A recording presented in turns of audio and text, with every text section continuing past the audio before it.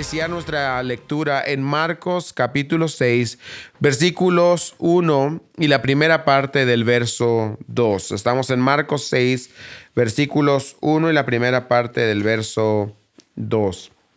¿Están ahí, hermanos? Salió Jesús de ahí, vino a su tierra y le seguían sus discípulos. Y llegado el día de reposo, comenzó a enseñar en la sinagoga. Hasta ahí vamos a quedarnos.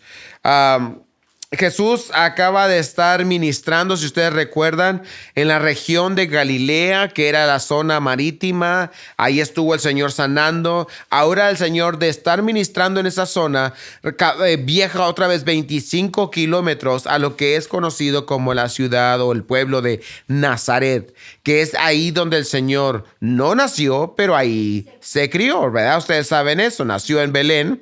Y más vale que lo sepas, ahora en Navidad lo recordaste, pero nació en Belén, pero recuerdan ustedes que se crió en Nazaret. Dios le dice a José, vete, huye a Egipto porque Herodes quiere matar al niño. Entonces José se va a Egipto y cuando Dios le dice, sabes que ya murió Herodes, regresa a Jerusalén. José decide quedarse en Nazaret porque le tiene miedo a Herodes Arquelao, que era el sucesor, y se queda en Nazaret. Pero dice la escritura que se quedó en Nazaret. José no lo había planeado, pero en el libro de Mateo dice que se quedó en Nazaret para que se cumpliese las escrituras de que Jesús sería llamado, ¿qué? Nazareno. Es interesante, hermanos, que toda la escritura, si ustedes están leyendo, ahora estoy empezando el año, estoy empezando a leer otra vez la Biblia, estoy en Génesis, estoy en Mateo ahora y acabo de leer esa porción y donde la Biblia dice una y otra vez, para que la escritura se cumpliese, Jesús nació en este lugar, para que la escritura se cumpliese y cada detalle de la profecía se cumple en la vida de Jesús. Eso lo digo nada más, es un extra, no está en mis notas, pero la verdad que es maravilloso saber que el Señor cumple todas las profecías y queda una por cumplir, que Jesucristo venga. Y si Él cumplió todas las demás, Él cumplirá esta. Así que ánimo, hermanos, Cristo viene. Amén. Regresa Jesús a Nazaret y ahí creció Jesús con su madre María, con su padre de crianza José, ustedes lo saben. Y ahora ha llegado el momento, dice que Jesús regresa ¿a qué? Lean el texto. ¿A qué regresó Jesús? Versículo 1, ¿qué dice? Regresó, y el versículo 2, ¿a qué? A enseñar. Jesús no regresa, voy a llegar aquí con mi familia, a tomar unas vacaciones. Jesús regresa a su pueblo, ¿a qué? A enseñar. La palabra predicar, ¿de qué? El reino de los cielos. Jesucristo ha salido a los diferentes lugares, ha salido a la zona de Galilea a predicar el evangelio. Muchos están creyendo. Regresa a Nazaret. Es obvio que Él quiere que su pueblo también conozca del reino, que su pueblo también sea impactado por el mensaje del reino. Y yo creo que esto es bonito, ¿no? Imagínate tú cuando tú, no sé cuánto tiempo, algunos de ustedes me han platicado que después de mucho tiempo regresan a su pueblo y la gente de tu pueblo, pues, o de tu ciudad, te recibe con entusiasmo, ¿no? Que si no te han visto en 3, 4, 15 o 10 años, yo qué sé, y la gente sabe que estás ahí y van y te visitan y ahí van no falta el chismoso, ¿verdad? Que quiera ver cómo te fue y todo. Y pues así fue en el caso de Jesús. Pero Jesús no tuvo una recepción agradable. La experiencia de Jesucristo fue muy, muy diferente. Miren lo que dice, vamos a leer versículos 2 al 3. Y llegado el día de reposo, comenzó a enseñar en la sinagoga y muchos oyéndole se admiraban y decían, ¿de dónde tiene estas cosas? ¿Y qué sabiduría es esta que le es dada y estos milagros que por sus manos son hechos? ¿No es este el carpintero, hijo de María, hermano de Jacobo, de José, de Judas y de Simón? ¿No están también aquí con nosotros sus hermanas? ¿Y sé qué? Escandalizaban. En otra versión de la Biblia dice, se burlaban de él y también se escandalizaban. Jesús regresa a su pueblo a predicar como siempre lo hacía en las sinagogas. Era el lugar de reunión de los judíos. Era la iglesia de aquel entonces. Y llegaba Jesucristo a predicar allí, en la sinagoga. Ahora, los judíos se reunían en la sinagoga a orar al Señor. ¿Y saben por qué específicamente pedían a Dios, a Jehová? Por el Mesías. A eso iban. Cada Shabbat, cada sábado, iban a la sinagoga a orar a Dios y a decir: Dios, libéranos. Libéranos de este yugo de esclavitud. Ya libéranos de los romanos. Libéranos de esto. Retorna. Que retorne tu reino, que regrese el ungido de David. Jesucristo llega a la sinagoga, se presenta a ellos y ven la reacción de ellos. No le reconocen. El Mesías está ahí y ellos no lo reconocen. Jesucristo acostumbraba a hacer eso. El apóstol Pablo acostumbraba también a predicar en las sinagogas cuando empezó a predicar el evangelio, porque ahí estaban los judíos. ¿Sí? Pero ¿se dan cuenta las preguntas que ellos hacen?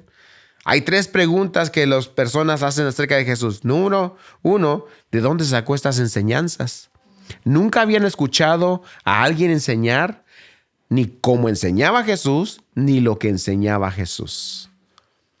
Esto es algo interesante. Nadie había escuchado a Jesucristo o a una persona hablar como Jesucristo. La segunda cosa es, ¿de dónde tiene tanta sabiduría este?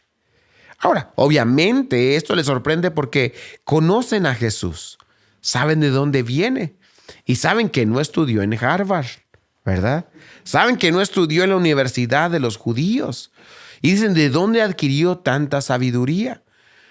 Se cuenta la historia de que un joven recién graduado de la universidad de aquí de Las Vegas fue a visitar, a dar por ahí un paseo y fue allá a Pahrump. Y allá en Pahrump se encontró a un hombre que tenía ganado, tenía muchas ovejas. Y este universitario sabiondo va y le dice al ovejero: le apuesto a que en 3 segundos yo sé cuántas ovejas tiene. Si le adivino en 3 segundos cuántas ovejas tiene, me regala una de las ovejas. Y el ovejero, sorprendido, dice: pues, sale. Y le dice el muchacho recién graduado de la universidad: usted tiene 1,452 ovejas. Sorprendido el hombre dice: sí, cierto. Pues me ganaste. Agarra la oveja. Y entonces el muchacho agarra el animalito y lo empieza a subir a su auto. Y entonces el hombre le dice: a ver, muchacho, espérame tantito. Si te adivino dónde estudiaste, ¿me regresas mi oveja? Y le dice él: bueno, pues está bien. Mira, le dice: estudiaste en UNLV. Y le dice: ¿cómo supo? Sí, es cierto. ¿Cómo supo? Porque lo que agarraste en esa oveja es mi perro. Ya. Lo siento por los que están estudiando en UNLV. Pero le preguntaban: Señor, ¿de dónde viene tanta sabiduría? ¿De dónde viene tanta sabiduría? Y luego dice, no solamente eso, ¿de dónde tiene tanto poder? Porque te hacía milagros. Esas 3 preguntas revelan 3 cosas, 3 verdades. Número 1, que Jesucristo hablaba como nadie más había hablado. Número 2, que reconocían que Jesús era sabio. Y número 3, era innegable para ellos el poder de Jesucristo para sanar, para hacer milagros. No lo podían negar, lo reconocían. ¿Están entendiendo, hermanos? Sin embargo, le rechazaban. ¿Cómo es posible que están viendo a un hombre hablar como nadie más ha hablado, con una sabiduría increíble, con una autoridad que ni los fariseos ni los escribas tenían, un hombre cuyo poder era innegable, y aún así le rechazan? Dice la Escritura, como decían, se escandalizaban de él, se burlaban de él y decían: ¿qué no es este el hijo de María? ¿Qué no son estos sus hermanos? ¿No están dándose cuenta de lo que está sucediendo? Lo que está pasando, hermanos, es de que ellos se han convertido tan familiares, se han familiarizado tanto en Jesús que Jesús ya no les impacta. Se han familiarizado tanto con Jesús que Jesús ya no les impacta. Esta es la primera lección de esta noche para nosotros, hermanos. Reconozcamos las señales de la familiaridad apática. Les voy a hablar un poquito más de esto. Reconozcamos las señales de la familiaridad apática en nuestra vida. Y quiero decirles que cada uno de nosotros somos susceptibles a este peligro. Y estamos entrando un año nuevo, hermanos. Estamos entrando una nueva temporada en nuestra vida. Y es peligroso que tú y yo nos convirtamos en este tipo de personas. ¿Qué estoy hablando con familiaridad? Estoy hablando de esto. Creer, y está en sus pantallas esta definición. Creer conocer tan bien a Dios que perdemos el sentido de la observación, de la admiración y fe, de manera que ya no nos es atractivo. Otra vez, esa familiaridad que creemos conocer también a Dios, que perdemos el sentido de la ¿qué? Observación. Ya no nos detenemos a meditar en Dios, a observar a Él. Ya no le admiramos a Dios y la fe ya no está en nosotros, de manera que Dios ya no es ¿qué? Atractivo. Que Jesucristo ya no es atractivo. Eso es lo que pasó con los de Nazaret. Estaban tan familiarizados con Él que Jesús ya no les sorprendía. Ya no les atraía como les atraía a todas las demás personas en Galilea. En Nazaret no fue así. Y este es el peligro para nosotros, hermanos. La familiaridad puede engendrar desprecio. Es por eso que muchos líderes, pongan atención en esto, es por eso que muchos líderes eligen mantenerse lejos de la congregación. Es por eso que muchos líderes, pastores, líderes, políticos y todo, los artistas también, se mantienen lejos. Tienen ellos presentan esta imagen de secrecía, esta imagen de exclusividad, de secreto. ¿Para qué? Para que la gente se te mantenga, ¿qué? Atraída. Y lo hacen los artistas, lo hacen los políticos y lo hacen también líderes religiosos. Por eso los líderes religiosos no conviven con la congregación, no comen con los hermanos, no visitan a los hermanos, no entablan una relación con los hermanos porque dicen, no, me van a conocer y ya no me van a querer. Esa es la realidad, porque la familiaridad engendra desprecio. Y déjenme decirles que ese es uno de los precios que yo he pagado. Que yo no soy de esa manera, yo elijo lo que Jesús elegía, estar con la gente, con los hermanos y convivir con los hermanos y todo eso. Y de pronto, porque uno se hace tan familiar, de pronto las personas piensan que ya uno no es pastor, que uno ya no es la persona que Dios ha ungido para guiar a la iglesia y te faltan el respeto. Y es el precio que he tenido que pagar. Muchas personas, no estoy diciendo que alguno de ustedes lo ha hecho, pero lo han hecho. Hay gente que lo ha hecho. Tengo tantos años en el ministerio y me ha sucedido. Que gente, porque ya somos amigos, porque yo he abierto la puerta de la amistad, porque he abierto la puerta de la confianza, pierden el respeto. Pero eso es un precio, no estoy diciendo que todo mundo. Gracias a Dios también hay personas que saben valorar lo que Dios está haciendo y pueden ver la unción del Señor en uno. Pero hay quienes no lo ven.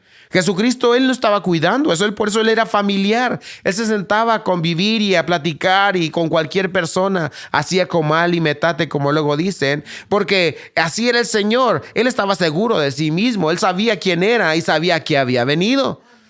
Y un líder, un pastor que está seguro de sí mismo, eso hace. Ese pastor sabe quién es y a qué ha venido y qué ha estado haciendo. No tiene que estar exigiendo respeto y autoridad y todo ese tipo de cosas porque sabe quién es el Señor. Pero la realidad es esa, que la familiaridad engendra desprecio. También incredulidad. ¿Qué es lo que estamos viendo aquí en ellos? Ya no, cuando nos hacemos tan familiares o los nazarenos se habían hecho tan familiarizados con Jesucristo que ya no podían observar con fe a Jesús. Lo miraban con los ojos terrenales, con los ojos familiares. ¿Están conmigo, hermanos? Están así. Eso les ha sucedido a ustedes cuando se convierten a Cristo y tu familia no creen que seas cristiano. Ay, ahora tan hermano, si acuérdate, yo te conozco. Yo sé quién eres y dónde andabas. La gente no te cree. La familiaridad también, hermanos, produce una falta de gozo y expectativa. Ese es el pueblo de Nazaret. No tenían gozo en Cristo. En todas otras naciones celebraban cuando Jesús llegaba. En otras ciudades, perdón. Pero llegaba Jesús a Nazaret y decían, ¿y este? No había gozo, no había expectativa. ¿Saben que esta es una descripción clara de nuestra sociedad hoy? La sociedad tan evangelizada que tenemos. Es lo que ha sucedido. En esta sociedad donde escuchas música cristiana por todas partes, aún los cantantes cristianos cantan en el mundo y los del mundo cantan cristianas y hacen sus no sé cómo le llaman esas, se pasan de un lado para otro. El cristianismo es tan popular, lo tenemos en las camisas, las cruces están por todas partes, que la gente se ha hecho tan familiar con Cristo que Cristo ya no les sorprende ni les atrae. Al contrario, repudian a Jesucristo. Ese es el tipo de sociedad en la que vivimos. Una sociedad que de hecho está tratando de opacar aquellas cosas que son buenas de Jesucristo, que son visibles, son palpables. Nazaret, recuerden, miraban la manera en que enseñaba, miraban los milagros, no podían negar el poder. Aún así, la familiaridad les impedía ver al Señor. Y debemos cuidar porque eso es lo que sucede en nuestra sociedad. Y eso es lo que puede suceder en nuestra vida, hermano. Sí. Hay una inmunidad colectiva. Estaba leyendo esto. ¿Será porque me enfermé que dije voy a investigar acerca de las vacunas y eso? Y ustedes saben cómo funcionan las vacunas. La vacuna funciona en que toman un poquito del virus que te ha afectado, una porción de ese virus, lo mezclan con algunas otras cosas y lo inyectan en tu cuerpo para que tu cuerpo naturalmente cree anticuerpos, ¿verdad? Pero te inyectan de eso un poquito. No suficiente como para matarte, pero suficiente como para enfermarte tantito. Y así tu cuerpo cree anticuerpos. ¿Sí? Creo que muchas personas tienen solo un poquito de Jesús. De manera que han creado anticuerpos en contra de Cristo. Cristo ya no es efectivo en sus vidas. ¿Están entendiendo el punto? Tienen muy poquito de Jesús, que lo toleran, pero no hay cambio en ellos. Pero también descubrí otra cosa, que existe una cosa que se llama inmunidad colectiva. Sucede así, que por ejemplo en una sociedad, muchas personas, vamos a decir que se está luchando con una enfermedad, bueno, no vamos lejos, con el COVID, ¿verdad? Y muchas personas no pudieron vacunarse por alguna condición médica previa que les impedía vacunarse en contra del COVID y algunas otras razones. No estoy de una vez, de antemano, les digo, no estoy abogando por la vacuna del COVID, no estoy abogando ni estoy hablando en contra. Por favor, no quiero que al rato vengan con cosas conmigo, ¿ok? Es un ejemplo, ¿ok? Pero el punto es este. El punto es este, que había personas que no podían vacunarse. Entonces, lo que hace la inmunidad colectiva es lo siguiente. Supuestamente, mientras más personas se vacunen, aunque algunas no se vacunen, esas personas están a salvo porque tienen menos probabilidad de contagiarse. ¿Están entendiendo? Esa es la inmunidad colectiva. Eso es lo que está sucediendo en nuestra sociedad. Se está creando una inmunidad colectiva en la sociedad, en las iglesias de hoy. De manera que aquellos que todavía sienten atracción por el Señor, su inmunidad de la sociedad en contra de Dios los apaga a ellos. ¿Están entendiendo? Se hace de Cristo algo familiar, estoy hablando algo conocido, algo popular, algo que todo mundo sabe, algo alcanzable a todo mundo. Cuando Jesucristo no era así, Jesucristo es exclusivo. Jesús dijo, yo soy el camino, la verdad y la vida. Nadie viene al Padre sino por mí. En este afán de querer hacer accesible a Jesucristo, hemos hecho accesible la religión, pero Jesucristo sigue lejos de las personas.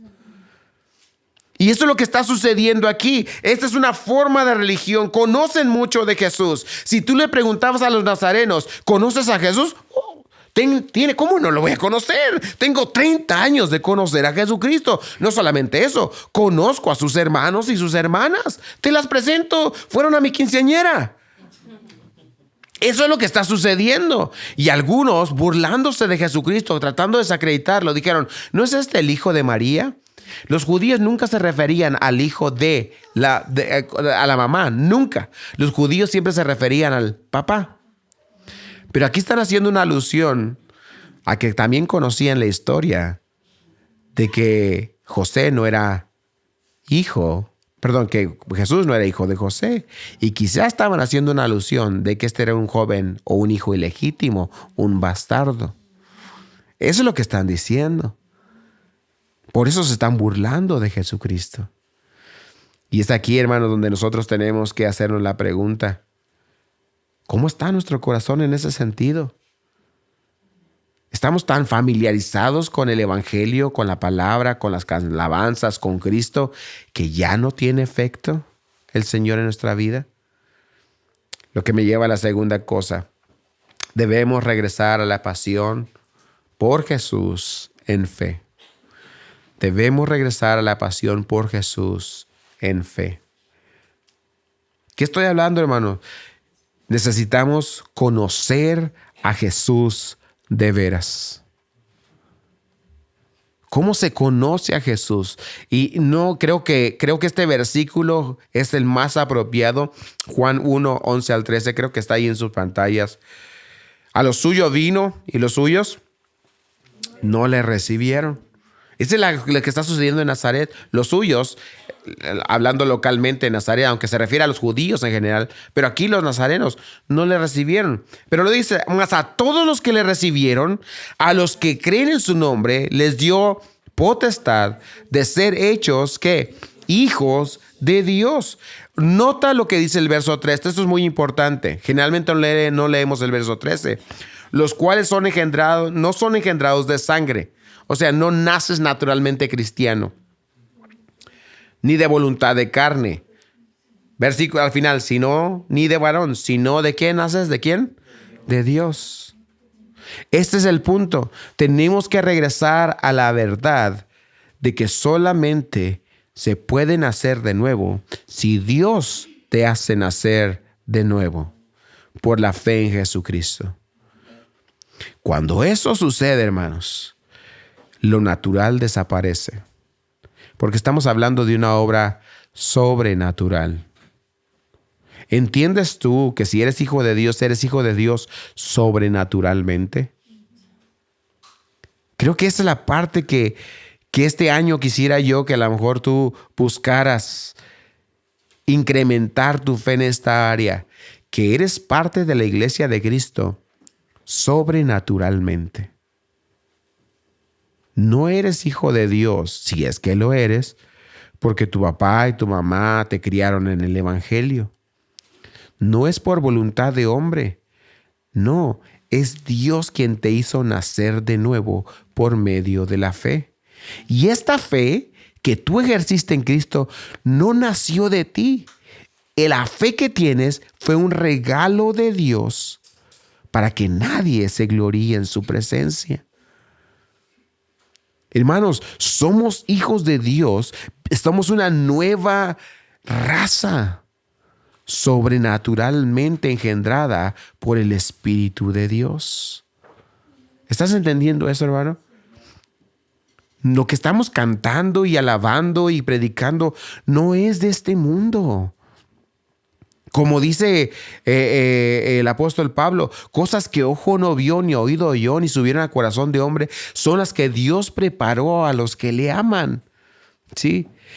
Y luego dice esto, y nosotros las hemos experimentado. Nuestra vida es una vida creada por Dios. Nada de lo que hacemos es natural y terrenal, hermanos. El apóstol Pablo nos dice que cantemos cánticos espirituales. El apóstol Pablo nos enseña que debemos orar en el Espíritu. Que si confesamos a Cristo, lo confesamos porque el Espíritu de Dios está en nosotros. Es una obra sobrenatural. Sin embargo, nosotros lo hemos hecho tan familiar que vemos el evangelio y vemos predicar y vemos el ir a la iglesia como si nos estuviéramos tomando un café. Tan mundano como ver un programa en televisión, y no lo es así. Estamos en el camino del reino. Estamos en Cristo. Y en Cristo somos nuevas criaturas, formados por Dios. ¿Están entendiendo, hermanos? Y es por eso que nosotros debemos cultivar este regresar, discúlpenme.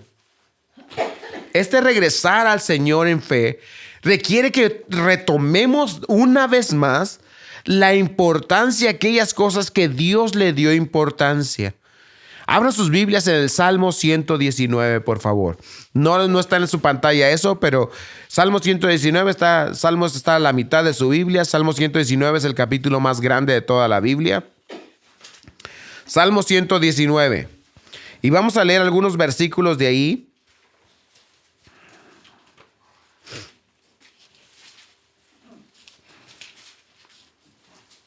Y vamos a empezar con el versículo 16. Este es David escribiendo, y Salmo 119 es un cántico a la palabra de Dios prácticamente. Y dice el verso 16, me regocijaré en tus, ¿qué?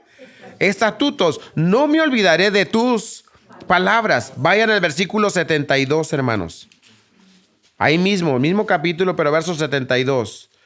Mejor me es la ley de tu boca que millares de oro y plata. Yo me pregunto, ¿cuántos de nosotros hicimos esta oración este año? Señor, llena mi corazón de tu palabra.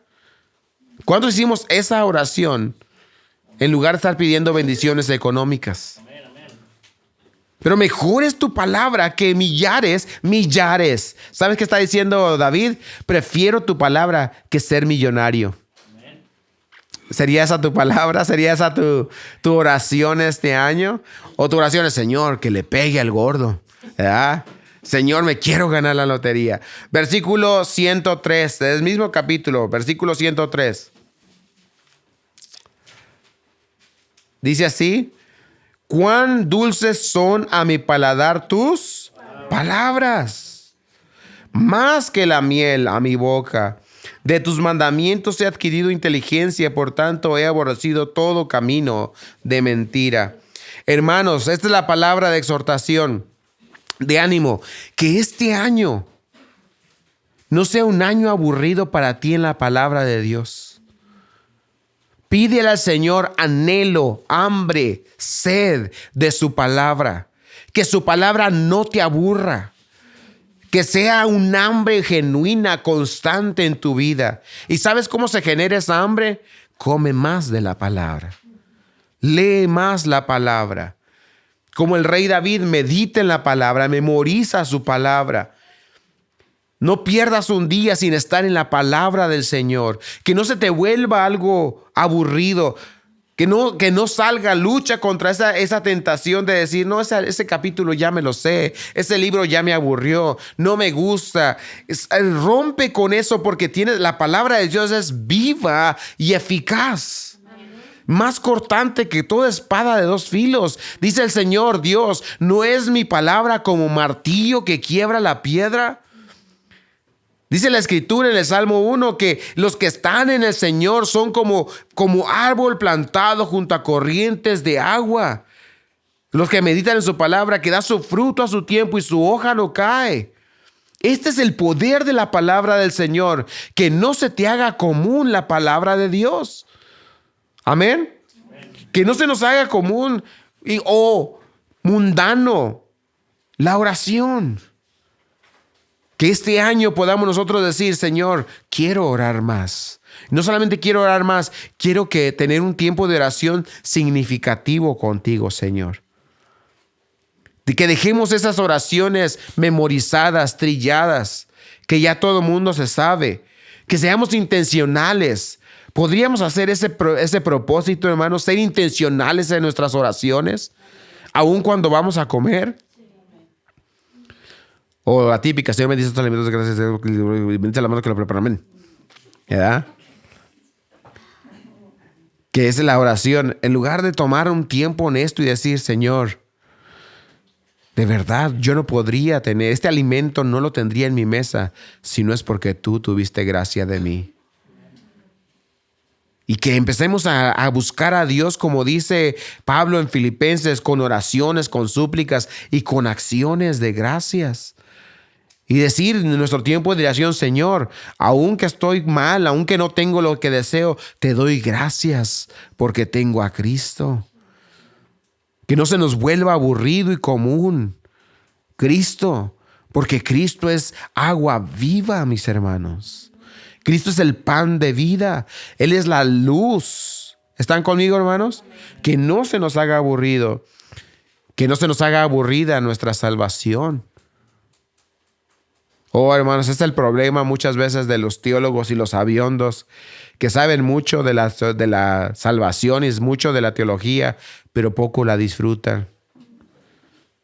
El rey David dijo, devuélveme el gozo de tu salvación. Dame el gozo de tu salvación. ¿Qué significa eso? ¿Sabes en qué es las cosas que te gozas? En aquellas cosas que no te son familiares, sino que constantemente las observas. Estás observándola, meditando en ella.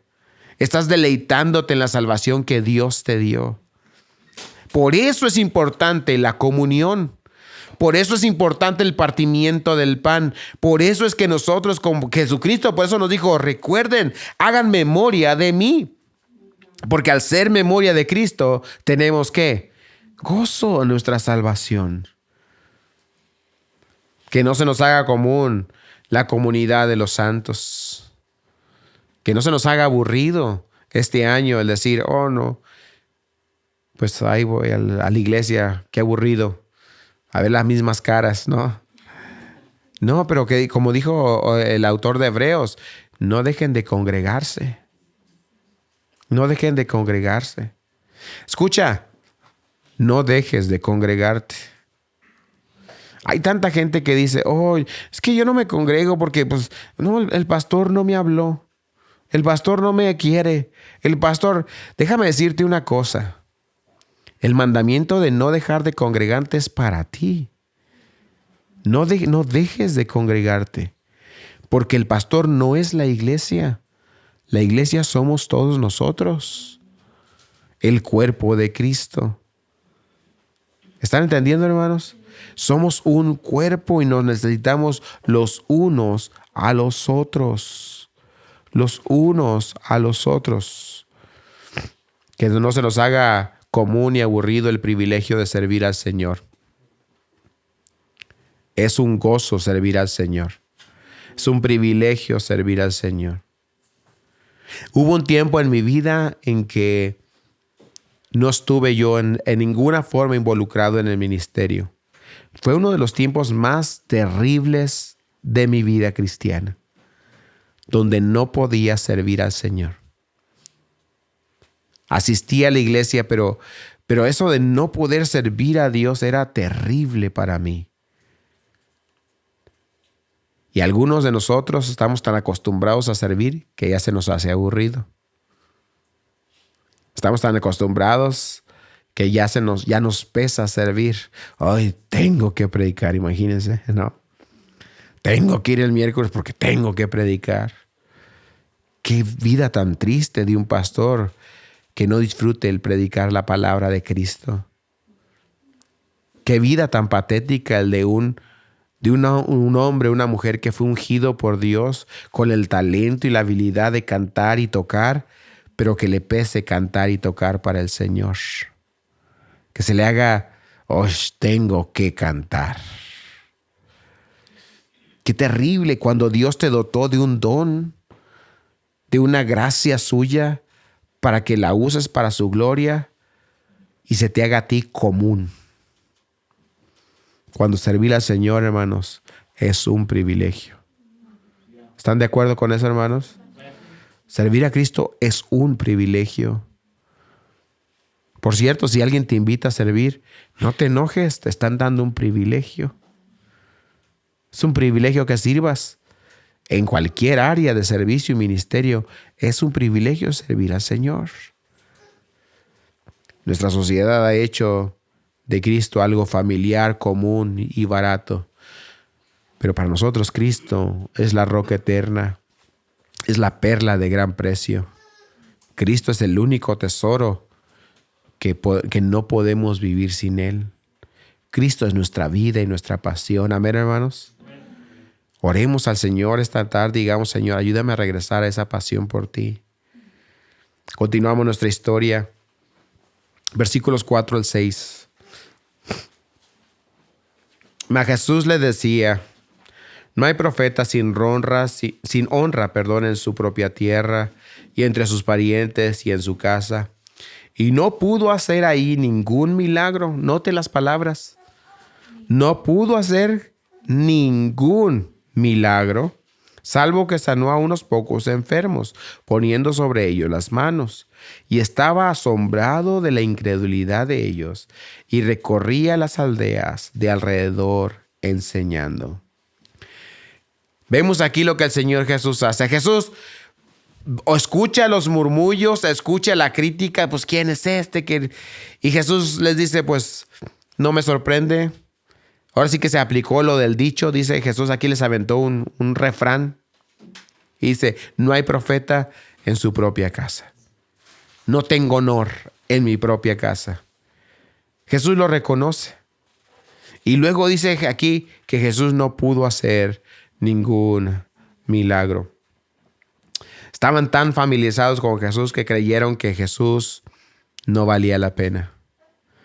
Estaban tan familiarizados con Jesús que dejaron de ver el valor de Cristo. Les impidió eso. Pero también podemos ver, hermanos, que estaban tan familiarizados con Jesús que nació un corazón duro de incredulidad. ¿Y cuál es el resultado? Este es el tercer punto para nosotros esta noche. Donde hay incredulidad, Dios no ejercerá su poder a favor nuestro. Donde hay incredulidad, Dios no va a ejercer su poder a favor nuestro. ¿Qué significa? ¿Que Jesús quería hacer milagros y no podía? ¿Que estaba atado de manos? No, eso no es lo que está diciendo la Escritura. Lo que está diciendo Jesús es esto: si tú no estás dispuesto a creer, yo no te voy a revelar mi reino.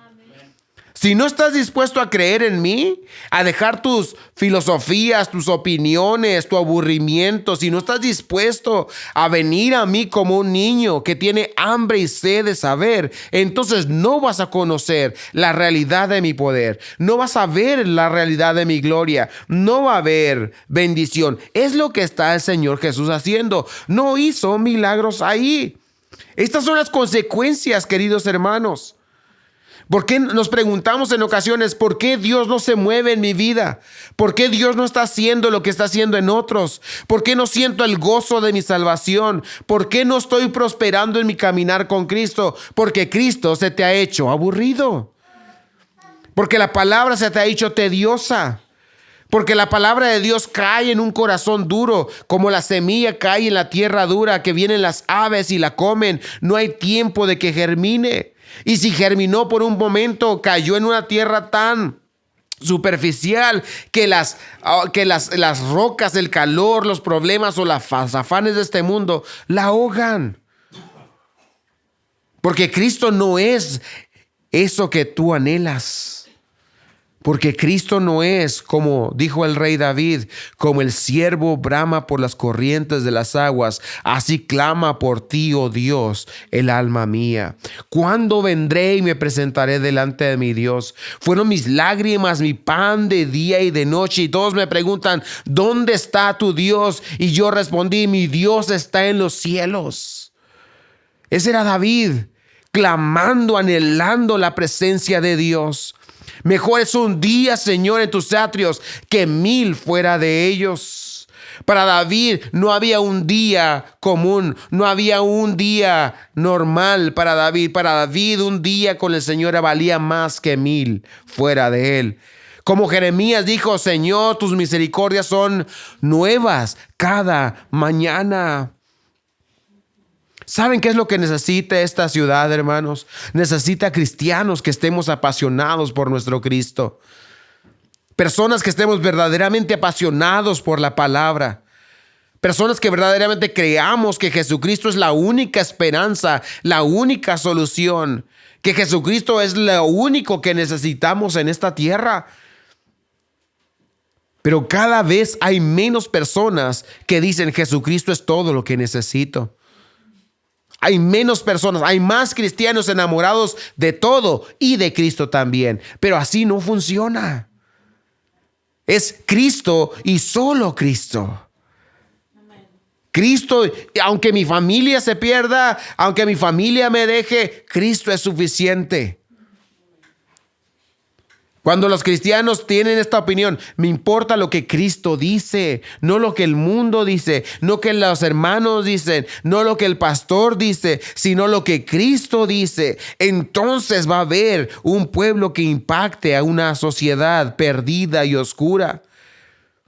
Cuando la iglesia comience a alabar como estábamos alabando ahorita, mis hermanos, con toda pasión, con toda sinceridad, porque esto es lo que dijo el apóstol Pablo, que Cristo debe recibir la gloria en su iglesia.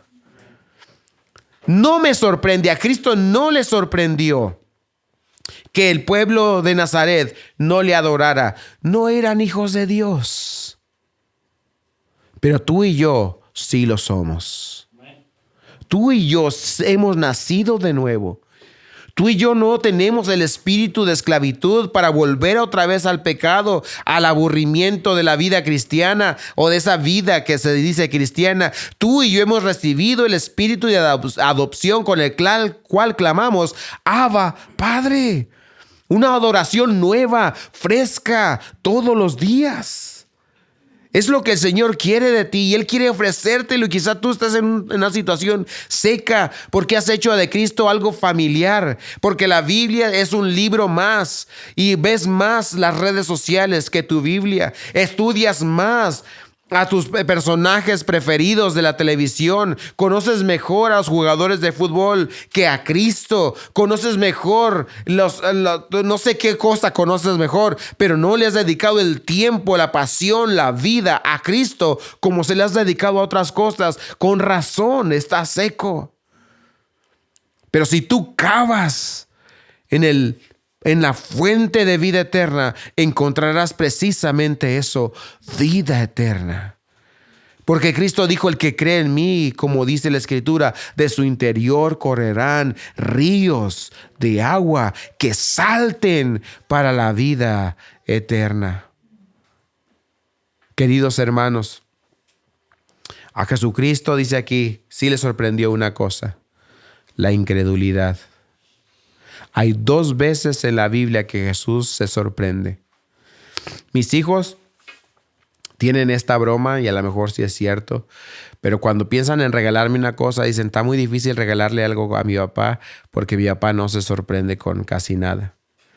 Y tienen esa broma. No sé si habla bien de mí o habla mal de mí eso. Pero Jesús de alguna manera era así también. ¿Con qué sorprendes al creador del universo? Todo lo sabe. ¿Con qué sorprendes al dueño del universo si todo es de él? Pero hubo 2 cosas que sorprendieron a Jesús aquí en la tierra. La incredulidad en esta historia. La incredulidad que los llevó a la apatía que los llevó a la dureza que les llevó al rechazo de Cristo, el rechazo de Cristo que los llevó a la perdición. Pero hubo otra ocasión en que Jesús también fue sorprendido. Y era un soldado romano que le dice a Jesús, Jesús, mi hija está muriendo. Y Jesús le dice, muéstrame tu casa, voy a sanarla. Y le dice el hombre, no, Señor, si yo sé lo que es la autoridad, dice, yo tengo siervos y cuando yo le digo a un siervo, haz esto, haz aquello, él lo hacen, como decimos nosotros en México, en caliente. Señor, tú nada más di la palabra y mi hija será sana. Y dice el Señor, la Escritura dice, y Jesús se sorprendió de la fe de este hombre. Y Jesús dijo esto, ni en Jerusalén he encontrado tanta fe. Quizá esta noche tú vas a salir aquí y vas a sorprender al Señor, ya sea por tu falta de fe o por la fe que depositas en Él.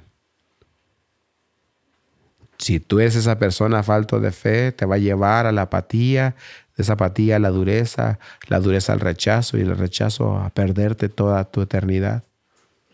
Pero si tienes fe, esa fe te va a llevar a una relación íntima, fresca, nueva con Jesucristo. Mi oración es que elijas la segunda. Oremos. Señor, gracias te damos por tu palabra. Gracias, Jesús, porque tú eres vivo, eres real, eres digno. Maravilloso Jesús. Hermoso Jesús. Tu palabra es viva y eficaz, fresca. Cada vez que oramos, hablamos contigo, Señor. Tú nos oyes y tu misericordia es nueva. Te alabamos, Señor Jesús. Esta noche solamente quiero hablar a mis hermanos en Cristo. Quizá estos últimos días o este último año ha sido así un año o estos días de apatía, de familiaridad, que Señor ya no es para ti lo que era antes. Como decía Jesús en el libro de Apocalipsis, quizá tu primer amor se ha dejado atrás. Hoy el Señor te está invitando a que deposites esa fe de nuevo en el Señor, que te dejes asombrar por Él, por su palabra, que empieces a dar pasos pequeños de fe hacia Él. Quizá el ministerio ya no te da gozo y culpas a todo mundo porque el ministerio ya no te da gozo, cuando en realidad eres tú el que está frío. Quizá la iglesia ya no es, de congregarte ya no te da pasión o la Biblia, y la realidad es que eres tú el que ha hecho a Jesús común. Y se te ha olvidado que estás en una relación sobrenatural de la cual el Señor quiere que disfrutes el 100%. Si hay alguien aquí que dice, ¿sabes qué, pastor? Yo estoy así, yo necesito esa relación fresca, nueva, al 100% con mi Señor. Y quiero empezar a dar pasos. Quizás orar, pedir perdón, empezar a leer tu Biblia o servir. Si eres tú esa persona, esta noche me gustaría orar por ti. Podrías levantar tu mano. Quiero orar por ti. Quiero que el Señor te unja con esa nueva pasión, con esa frescura de su presencia. Veo tu mano, gracias. Veo tu mano.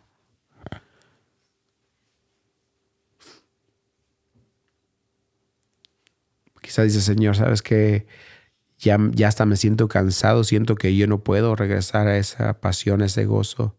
Yo te digo, Jesús dice estas palabras, el que cree en mí, de su interior correrán ríos de agua viva. Él puede darte ese gozo. ¿Habrá alguien más que dice, sí, yo necesito esto en mi vida? Señor, te damos gracias. Tú conoces nuestro corazón y ves las manos que se han levantado. Hoy te entregamos todo, Señor. Y te pedimos que renueves nuestra pasión por ti, nuestro anhelo, nuestro gozo, Señor. Que nos ayudes en cada intento que tenemos, ya sea de oración o de tu palabra, de conectarnos contigo. Señor, abre nuestros ojos para ver tus misericordias nuevas, para no acostumbrarnos a ver tus milagros y tu poder, pero preparar nuestro corazón para las cosas nuevas y hermosas que tú haces, Señor. Te bendecimos y te damos gracias por Cristo Jesús.